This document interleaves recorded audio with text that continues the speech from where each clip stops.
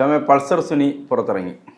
Pulsar സുനിയുടെ ഇപ്പോഴത്തെ ജീവിത രീതികൾ എന്തൊക്കെയാണ്? ജയിലിൽ 7 വർഷത്തോളം കിടന്ന ആളാണല്ലോ പൾസർ സുനി, നടിയെ പീഡിപ്പിച്ച കേസിലെ പ്രധാന പ്രതി. പൾസർ സുനി ജീവിതം ആഘോഷിക്കുകയാണ് എന്നാണ് അറിയാൻ കഴിയുന്നത്. ആദ്യമേ ഒരു കാര്യം പറയാം, നമുക്ക് ഈ കേസിൻ്റെ വിചാരണയെക്കുറിച്ചൊക്കെ പറയുന്നതിൽ കുറേ ലിമിറ്റേഷൻ ഉണ്ട്. വിചാരണയെക്കുറിച്ച് പറയാൻ പാടില്ല എന്ന് കോടതി ഗാഗ് ഓർഡർ പുറപ്പെടുവിച്ചിരിക്കുന്ന കേസാണിത്. അതിനെക്കുറിച്ചൊന്നും പറയാൻ പാടില്ല എന്നുള്ളത്. അപ്പോൾ എങ്കിലും നമ്മൾ നമ്മുടെ പരിധിയിൽ നിന്നുകൊണ്ടേ ഈ കേസുമായി ബന്ധപ്പെട്ട കാര്യങ്ങളെക്കുറിച്ച് സംസാരിക്കാൻ പാടുള്ളൂ. പൾസർ സുനി, എന്നെ സുനിൽകുമാർ, അങ്ങനെയാണ് അവൻ്റെ പേര്. ഇവൻ പുറത്തിറങ്ങുന്നതിന് മുമ്പ് ഇവനെ കോടതി നേരിട്ടാണ് ചോദ്യം ചെയ്തുകൊണ്ടിരിക്കുന്നത്. എറണാകുളം പ്രിൻസിപ്പൽ സെഷൻസ് കോടതിയാണ് അവനെ ചോദ്യം ചെയ്യുന്നത്. അവിടെയാണ് ഈ കേസിൻ്റെ വാദം നടന്നുകൊണ്ടിരിക്കുന്നത്. അവിടേക്ക് വന്ന ഇവൻ ഉപയോഗിച്ചത് 7000 രൂപയുടെ ചെരുപ്പ്, 4000 രൂപയുടെ ഷർട്ട്. ജാമ്യത്തിൽ ഇറങ്ങുന്നതിന് മുമ്പ് ജയിലിൽ നിന്നും ഇവനെ നേരിട്ട് കഴിഞ്ഞ കുറച്ച് ദിവസം മുമ്പ് കോടതിയിൽ ഹാജരാക്കിയപ്പോൾ ഇവൻ ധരിച്ചുകൊണ്ട് വന്നത് 7000 രൂപയുടെ ചെരുപ്പും 4000 രൂപയുടെ ഷർട്ടുമാണ്. കോടതി ജാമ്യം കിട്ടുന്നതിന് മുമ്പ്, ജാമ്യം കിട്ടി, ജാമ്യവുമായി ബന്ധപ്പെട്ട് ഇവനെ കോടതിയിൽ കൊണ്ടുവന്നപ്പോൾ, ജയിലിൽ നിന്ന് കൊണ്ടുവന്നപ്പോൾ അതിനുശേഷമാണല്ലോ കോടതി അവന് ജാമ്യം അനുവദിച്ചു കൊടുത്തിരിക്കുന്നത്. അവന് കർശന നിബന്ധനയാണ്. ഒന്ന്, എറണാകുളം പ്രിൻസിപ്പൽ സെഷൻസ് കോടതിയുടെ പരിധി വിട്ട് ഇവൻ പോകാൻ പാടില്ല. 2, ഇവൻ ഒരു സിം മാത്രമേ ഉപയോഗിക്കാൻ പാടുള്ളൂ. ആ സിമ്മിന്റെ നമ്പരും ഫോണിന്റെ രേഖകളും കോടതിക്ക് കൈമാറണം. ഈ കേസിലെ പ്രതികളുമായി ബന്ധപ്പെട്ട ഈ കേസിലെ മറ്റ് പ്രതികൾ 15 പ്രതികളാണ് ഈ കേസിലുള്ളത് മൊത്തം. ഈ 15 പ്രതികളെയും മറ്റ് 14 പ്രതികളെയും ഇവൻ കാണാൻ പാടില്ല, സംസാരിക്കാൻ പാടില്ല, കോടതിക്ക് ഇവന്റെ നമ്പർ കൊടുക്കണം. ഇത്രയും കാര്യങ്ങളാണ് ഇവന് വെച്ചിരിക്കുന്നത്. ഇവനിപ്പോൾ കൊച്ചി സിറ്റിയിൽ കറങ്ങി നടക്കുകയാണ്, ജീവിതം ആഘോഷിക്കുകയാണ്. കൊച്ചി സിറ്റിയിൽ കറങ്ങി നടക്കുന്ന ഇവൻ ഉപയോഗിക്കുന്നത് വില കൂടിയ, കോടിക്ക് മുകളിൽ വിലയുള്ള കാറുകൾ, 1 CR മേളിലുള്ള കാറുകളാണ്. ഓരോ കാറുകൾ ഡ്രസ്സിനനുസരിച്ച്, ഇടുന്ന ഷർട്ടിനനുസരിച്ച് നിറമുള്ള കാറുകളിലാണ് പൾസർ സുനി കൊച്ചി സിറ്റിയിൽ ഇപ്പോൾ കറങ്ങിക്കൊണ്ടിരിക്കുന്നത്. ഇത്രയും സമ്പന്നനാണോ പൾസർ സുനി? അല്ല. അവൻ്റെ അമ്മ എനിക്ക് നന്നായിട്ട് അറിയാം, അവൻ്റെ വീടും എനിക്ക് നന്നായിട്ട് അറിയാം. അവൻ്റെ അമ്മ വരുന്നത് ഒരു ബസ്സിലാണ്. എറണാകുളത്ത് വന്ന് ഇറങ്ങിയ അവർ ഓട്ടോ പിടിച്ച് ആണ് ജയിലിൽ വരാറുള്ളത്. ഓട്ടോ പിടിച്ച് അവരുടെ കയ്യിൽ എപ്പോഴും ഒരു തുണിക്കവർ കാണും. ഒരു തുണിക്കവറുമായിട്ട് അവർ വരുന്നത്. അവരുപയോഗിക്കുന്ന സാരിക്ക് പോലും 100-300 രൂപയെ വില ഉണ്ടാവാൻ സാധ്യതയുണ്ട് അവരുപയോഗിക്കുന്നത്. അവരുടെ കയ്യിൽ സ്വർണ്ണവള പോലും ഞാൻ കണ്ടിട്ടില്ല. അവരുടെ കഴുത്തിൽ കിടക്കുന്ന മാല പൊട്ടിയതാണ്. ആ പൊട്ടിയ മാല ചരട് വെച്ച് കെട്ടിയിരിക്കുകയാണ്. കേരളത്തിലെ പ്രമാദമായ ഒരു കേസിലെ പ്രതി ആരാണ് ഇവനെ സഹായിക്കുന്നത്? കാര്യമായി സഹായിക്കുന്നുണ്ടോ? കാര്യമായി സഹായിക്കുന്നുണ്ട്. ഞാൻ പറഞ്ഞില്ലേ, ഇടുന്ന ഷർട്ടിന് അനുസരിച്ചുള്ള നിറത്തിലുള്ള കാറുകളാണ് അവൻ ഓരോ ദിവസവും കൊണ്ട് കറങ്ങുന്നത്. ദിവസവും കോടതിയിൽ അവനെ നേരിട്ട് ചോദ്യം ചെയ്തുകൊണ്ടിരിക്കുകയാണ്. അപ്പോൾ കോടതിയിൽ ഇവൻ വരണം. ഇന്നലെ കോടതിയിൽ വന്നു. ഇന്നലെ വന്നതും വില കൂടിയ കാറിൽ. പിന്നിൽ ആരോ ഉണ്ട്. ഇവനെ നേരിട്ട് ചോദ്യം ചെയ്യുമ്പോൾ ഇവനെ സ്വാധീനിച്ച് മൊഴി പറയിപ്പിക്കുവാൻ വേണ്ടി ഇവനോട് ആരോ അടുത്തു കൂടിയിട്ടുണ്ട്. അത് ഇവൻ ഇറങ്ങുന്നതിന് മുമ്പ് തന്നെ ഇവനുമായി അടുത്തു കൂടിയിട്ടുണ്ട്.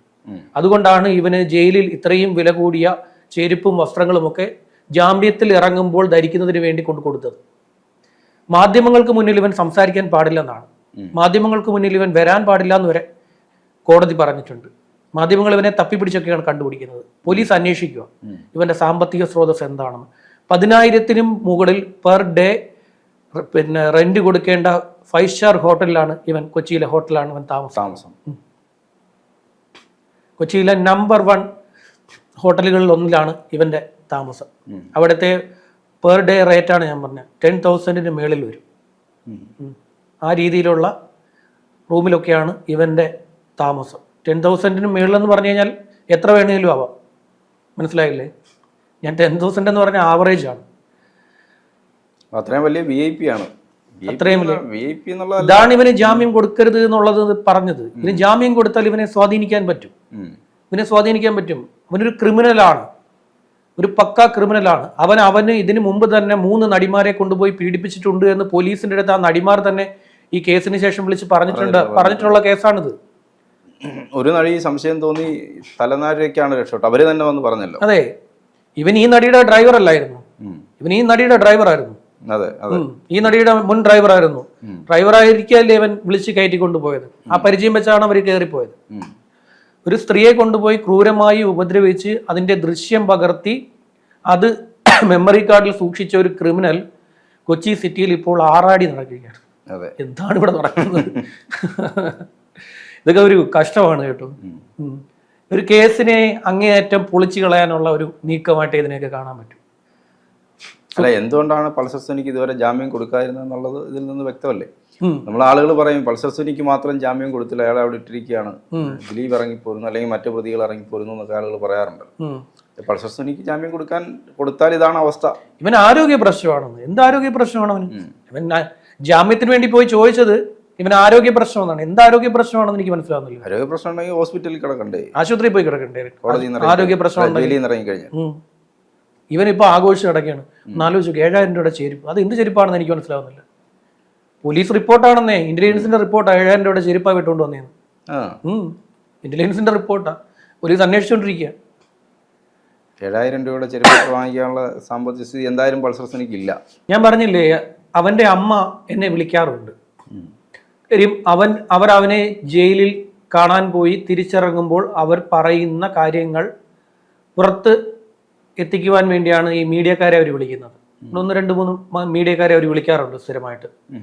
അപ്പോൾ ഞാൻ അവരെ നേരിൽ കാണുമ്പോൾ അവരുടെ കഴുത്തിൽ കിടക്കുന്ന മാല നൂല് കൊണ്ട് കെട്ടിയിരിക്കുകയാണ്, പൊട്ടിയിട്ട്. അതുപോലും വിളക്കി ചേർക്കുവാനുള്ള പൈസ അവരുടെ കയ്യിലില്ല. പിന്നെ ഇവനെങ്ങനെയാണ് ഇത്രയും ക്യാഷ് കിട്ടുന്നത്? അപ്പോൾ ഇവനെ സ്പോൺസർ ചെയ്യുന്ന ആളുണ്ട്, സ്പോൺസർ ചെയ്യാൻ ആളുണ്ട്. ഇത് 1.5 കോടിയുടെ കൊട്ടേഷൻ ആണല്ലോ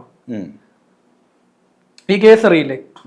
അതായത് 1.5 കോടിക്ക് കൊട്ടേഷൻ കൊടുത്തു ദിലീപ് എന്നാണ് ഈ കേസ്. ഈ നടിയെ തട്ടിക്കൊണ്ടുപോയി അദ്ദേഹത്തിന്റെ കുടുംബജീവിതം തകർത്തതിനുള്ള പ്രതികാരമായി ഈ നടിയെ തട്ടിക്കൊണ്ടുപോയി റേപ്പ് ചെയ്ത് അതിന്റെ ദൃശ്യം പകർത്തുന്നതിന് 1.5 കോടി എന്നാണ് ഈ കേസ്. ഈ കേസിന്റെ മറ്റൊരു വളരെ വിരോധാഭാസം എന്ന് പറയുന്നത് ഇതിന്റെ അഡ്വാൻസ് എത്രയാണെന്ന് അറിയാം? 10,000 രൂപ. 10,000 രൂപ അഡ്വാൻസ്. 1.5 കോടിയുടെ കൊട്ടേഷന് 10,000 രൂപയാണ് അഡ്വാൻസ്. അത് തന്നെ ഭയങ്കര വിരോധാഭാസമാണ്. പിന്നെ ഈ കേസിൽ ഈ പൾസർ സുനി അവിടെയുള്ള ഒരു ഒട്ടുമിക്ക നടന്മാരുമായും നടിമാരുമായും ബന്ധമുള്ള ആളാണ്. ദിലീപുമായിട്ടും പരിചയമുള്ള ആളാണ്. ദിലീപ് ഇദ്ദേഹത്തെ കണ്ടത് 5 തവണയാണ്. ഈ 5 തവണയായിട്ട് ഈ ഗൂഢാലോചനയ്ക്ക് വേണ്ടി 5 തവണ കണ്ടു എന്നാണ് ഈ കേസ്. ഇവരുടെ രണ്ടുപേരുടെയും ടവർ ലൊക്കേഷൻ എടുത്താണ് പോലീസിന് തെളിവുണ്ടാക്കിയിരിക്കുന്നത്. രണ്ടുപേരുടെയും ടവർ ലൊക്കേഷൻ എടുത്തു. ഇത് 2017 ഈ കേസ് നടക്കുന്നത്. ഈ 10,000 രൂപ എന്നാ കൊടുത്തതെന്ന് അറിയാമോ? 2015. ഇങ്ങനെയാണ് കേസ്. ഗ്യാഗ് ഓർഡർ നിലനിൽക്കുന്നുണ്ടെങ്കിൽ കൂടുതൽ അതിനെ കുറിച്ച് സംസാരിക്കാൻ പറ്റാത്തതുകൊണ്ടാണ്. 355 സാക്ഷികളുണ്ട്. അതിലൊരു സാക്ഷി മഞ്ജു വാര്യരാണ്. ഇങ്ങനെയാണ് ഇതിന്റെ കേസിന്റെ രീതി. ഞാൻ ഈ കഥ, എനിക്ക് മനസ്സിലായ ഒരു കഥയുണ്ട് ഈ കേസിലെ. അത് ഞാൻ പിന്നീട് നമുക്കൊരു എപ്പിസോഡായിട്ട് പറയാം. ഈ കേസ് എങ്ങനെ ഉണ്ടായി എന്നുള്ള എൻ്റെ ഒരു അനുമാനം. കാരണം ഞാൻ റിപ്പോർട്ട് ചെയ്ത കേസാണിത്. ഞാൻ റിപ്പോർട്ട് ചെയ്തൊരു കേസാണ്. അപ്പോൾ ഇതെങ്ങനെ ഉണ്ടായി എന്നുള്ള എനിക്ക് മനസ്സിലായ ഒരു കാര്യമുണ്ട്. അത് നമുക്ക് പിന്നീട് പറയാം. ഇപ്പൊ ഇവന്റെ പിന്നിൽ ആരോ ഉണ്ട്, ആളുണ്ട്. ആളില്ലാതെ ഇവൻ ഇങ്ങനെ ആഡംബര കാറുകളിൽ കറങ്ങാൻ പറ്റില്ല. ഇതിന്റെ രജിസ്ട്രേഷൻ എടുത്താൽ പോരെ പോലീസിന്? ഇവരെന്തിനിങ്ങനെ അന്വേഷിച്ച് കിടക്കുന്നത്? ഞങ്ങൾ അന്വേഷിച്ച് കിടക്കുകയാണ്, ഞങ്ങൾ ഈ വിവരം അന്വേഷിക്കുക എന്നാണ് അവർ പറയുന്നത്. ഇങ്ങനെ ഒരു റിപ്പോർട്ടുണ്ട്, അതിൽ പ്രകാരം ഞങ്ങൾ അന്വേഷിക്കുകയാണെന്ന്. കൊച്ചി സിറ്റിയിൽ കിടന്ന് കറങ്ങുന്ന ഒരു വണ്ടിയുടെ രജിസ്ട്രേഷൻ നമ്മുടെ എടുക്കാൻ കേരള പോലീസിനെ കൊണ്ട് പറ്റുന്നില്ലേ? കൊച്ചി സിറ്റി കിടന്ന് കറങ്ങുമല്ലേ ഈ വാഹനം, പല പല വാഹനങ്ങളിൽ കിടന്ന് കറങ്ങുകയല്ലേ. കോടതി വരുന്ന വാഹനത്തിന്റെ രജിസ്ട്രേഷൻ ഓർഡർ എടുക്കണം, അവനെ പൊക്കണം, അവനോട് ചോദിക്കണം. അതാണ് വേണ്ടത്. എറണാകുളം സെഷൻസ് കോടതിയുടെ പരിധിയിൽ നിന്ന് പുറത്തു പോകാൻ പാടില്ലെന്ന്. എറണാകുളത്ത് തന്നെയല്ലേ കിടന്ന് കറങ്ങുന്നത്? സിറ്റിയിലാണ് കറങ്ങിക്കൊണ്ടിരിക്കുന്നത്. സിറ്റിയിൽ ഇങ്ങനെ അവൻ ഇടുന്ന ഷർട്ടിനനുസരിച്ചുള്ള കാറുകളിൽ 7.5 വർഷമാണ് ഇവൻ ജയിലിൽ കിടന്നത്. ആ 7.5 വർഷവും ആഡംബരമായി ഇപ്പൊ കാണിക്കുന്നു. മാത്രമല്ല പിന്നെ കഴിയുമ്പോ വീണ്ടും ജയിലിലേക്ക് തന്നെ പോകുമെന്ന് അയാൾക്ക് അറിയാമല്ലോ. ശിക്ഷ കിട്ടുമല്ലോ, എന്തായാലും ശിക്ഷിക്കും.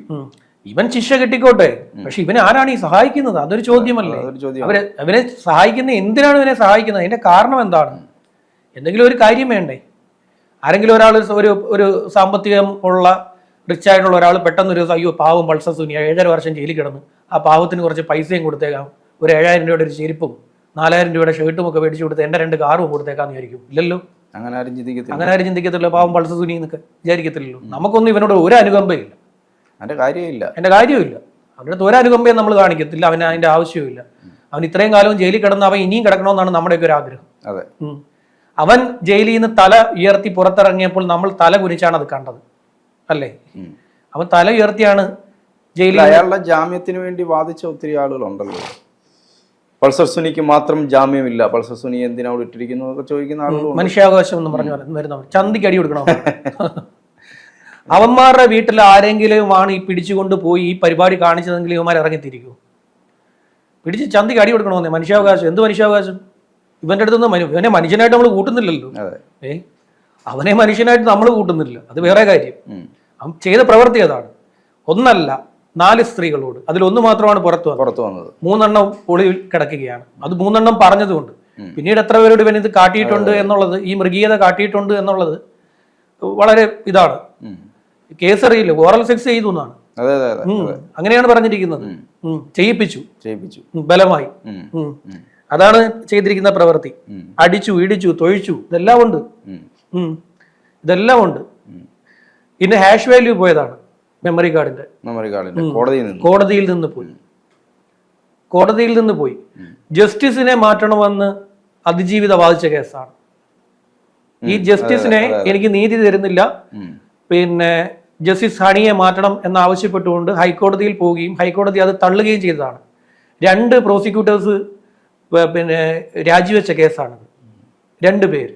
കാര്യം കോടതിയിൽ നിന്ന് ഞങ്ങൾക്ക് വാദിച്ചു നിൽക്കാൻ പറ്റുന്നില്ല എന്ന് പറഞ്ഞുകൊണ്ട്. അതിന് ചില കാര്യങ്ങളുണ്ട്, അത് നമ്മൾ പിന്നീട് സംസാരിക്കാം. കാരണം ഒരു വക്കീൽ സുഹൃത്തുണ്ട്, അദ്ദേഹം പറഞ്ഞ ചില കാര്യങ്ങളുണ്ട്. നമുക്ക് അടുത്ത എപ്പിസോഡിൽ അതുകൊണ്ടാണ് ഈ അവർക്ക് രാജിവെക്കേണ്ടി വരുന്നത്. അത് നമുക്ക് അടുത്ത എപ്പിസോഡിൽ സംസാരിക്കാം.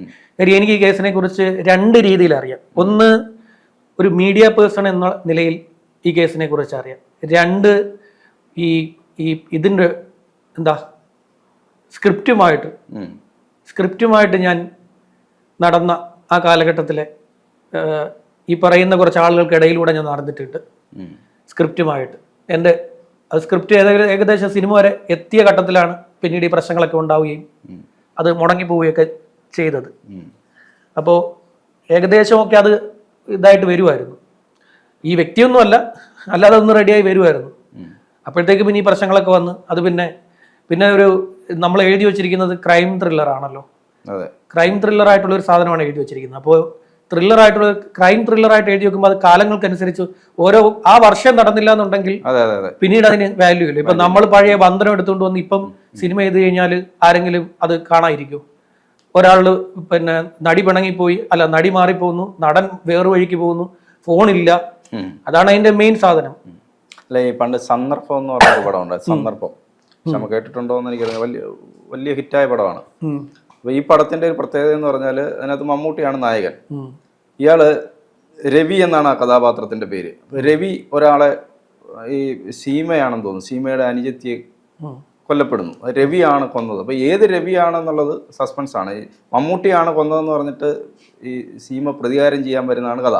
പക്ഷെ അവസാനം അപ്പൊ ഇയാൾ എഞ്ചിനീയറാണ്. അപ്പൊ അങ്ങനെ ഒരു കെട്ടിടത്തിന്റെ മുകളിലേക്ക് കയറി പോകുമ്പോൾ അവിടെ ഈ അന്ന് തട്ടാണല്ലോ കെട്ടിടത്തിന്റെ, അപ്പോൾ അതിന്റെ കയറോ മറ്റോ ഇങ്ങനെ ഇത് വെച്ചിട്ടുണ്ടോ അയാൾ താഴെ വീഴാൻ വേണ്ടിയിട്ട്.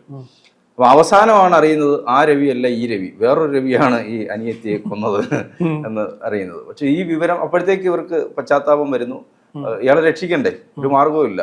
ഫോൺ അടിക്കുകയാണ്, ലാൻഡ് ഫോൺ ബെല്ലടിച്ചിട്ട് ആരും എടുക്കുന്നില്ല, അത് പോകുന്നില്ല. പക്ഷെ മമ്മൂട്ടി താഴെ വീണ് മരിക്കുന്നു. ഇതാണ് കഥ. അപ്പൊ ഇന്നത്തെ കാലത്ത് അങ്ങനെ ഒരു സിനിമ കൊണ്ടുവന്നാൽ വമ്പം പരാജയമായിരിക്കും. കാരണം കമ്മ്യൂണിക്കേഷൻ ഒരു മൊബൈലിലോ വാട്സാപ്പിലോ ഇടാം, അല്ലെങ്കിൽ മൊബൈൽ കോൾ മതി അന്ന്. പക്ഷെ ആ ഫോൺ എന്ന് പറയുന്ന സാധനം ആണ് അവിടുത്തെ പ്രധാന അവസാന ഭാഗത്തുള്ളൂ. കാരണം ഫോൺ എടുക്കുന്നില്ല ആരും, ഫോൺ കോള് പോകുന്നില്ല, ഫോൺ എടുക്കുന്നില്ല. അപ്പൊ കമ്മ്യൂണിക്കേറ്റ് ചെയ്യാൻ പറ്റുന്നില്ല. അപ്പൊ നായകൻ വീണ് മരിക്കുകയാണ്. വലിയ ഹിറ്റായ പടമാണ്. ഞാൻ ഈ കുമാർ തിയേറ്ററിലൊക്കെ, ഉഷാ തിയേറ്റർ കൊല്ലത്ത്, അത് പണ്ട് കുമാർ തിയേറ്റർ ആയിരുന്നു. അപ്പൊ ചിന്നക്കടയിൽ അവിടെ ചെല്ലുമ്പോൾ അവരിങ്ങനെ ഈ സന്ദർഭത്തിന്റെ 25-ാം ദിവസം 120-ാം ദിവസം എന്നൊക്കെ പറഞ്ഞിട്ട് അവർ മൊമെന്റോ ഇങ്ങനെ വെച്ച് പണ്ട് ഇപ്പൊ അതൊന്നും ഇല്ല കാലത്ത് മാറ്റി. ഉം, ഉം. അപ്പം ഞാൻ ഈ സ്ക്രിപ്റ്റിന്റെ കാര്യം പറഞ്ഞുകൊണ്ടാ കാലാധിപത്യ കാലത്തിനനുസരിച്ച് അപ്ഡേറ്റ് ആയില്ലെങ്കിൽ സ്ക്രിപ്റ്റ് പോകും. അതാണ് ഞാനും പിന്നെ അതുകൊണ്ട് അത് മടക്കി വെച്ചത് അതുകൊണ്ട്, അല്ലെങ്കിൽ പിന്നെ അതിനകത്ത് ഇനിയും പണി എടുക്കേണ്ടി വരും. വിവരണോ എഴുത്, സമയമുണ്ടല്ലോ. ഇഷ്ടം പോലെ എഴുതി വെച്ചാൽ ഞാനല്ലേ സുരഭി സുഹാസിനെയൊക്കെ എഴുതി. എഴുതുക നമുക്ക്. അപ്പൊ എന്തായാലും പൾസർ സുനിയെ ഇവന്റെ ഒന്നും വേണ്ട, വേറെ ഒന്നും, ഒരു പോലീസ് ഒരു കടുത്ത പണിയും ചെയ്യണ്ട. CCTV എടുക്കുക, CCTV എടുക്കുമ്പോൾ വണ്ടിയുടെ പിന്നെ ഇത് കിട്ടും, നമ്പർ കിട്ടും, പിന്നെ രജിസ്റ്റർ നമ്പർ കിട്ടും. രജിസ്റ്റർ നമ്പർ ചുമ്മാ ഒന്ന് നമുക്ക് ഒരു അടിച്ചു കൊടുത്ത് അടുത്ത് നോക്കിയാൽ, പരിവാഹനം എടുത്ത് വെച്ച് അടിച്ചു നോക്കി കഴിഞ്ഞാൽ നമുക്ക് ഒരു രജിസ്റ്റർ ഓണർ ആരാന്ന് അറിയാൻ പറ്റും. കേരള പോലീസിന് നിമിഷ നേരം കൊണ്ട് ഇതൊക്കെ ചെയ്തുകൂടെ? പൊക്കണം, സഹായിക്കുന്ന ആദ്യം ആരാണെങ്കിലും അവനെ പൊക്കണം. ശരി.